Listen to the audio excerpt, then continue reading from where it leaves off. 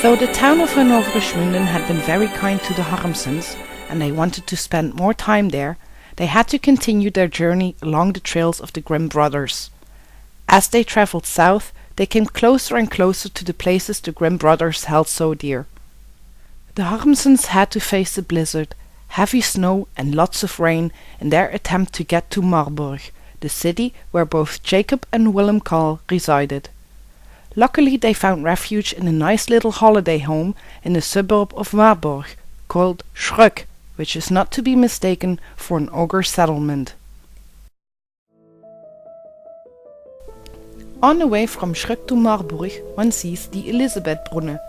Princess Elisabeth spent most of her days in the city of Marburg and devoted her time to take care of the sick.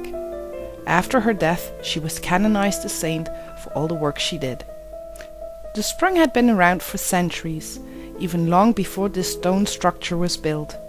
About 400 years ago, Ludwig the Old had this shrine built and placed a sign that invited everybody who passed through his lands to find refreshment from its water and shelter in the shade.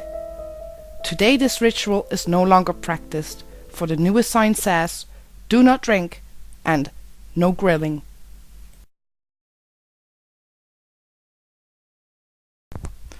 Marburg is truly a city with two faces.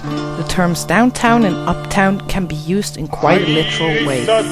Downtown, the lower part of Marburg, is a modern city with lots of shopping facilities and a vivid cultural scene. Uptown, which can be reached via a public elevator, is the more historical part. A beautiful church and an interesting castle can be found here. And if you're ever in Marburg, the local game store is worth visiting.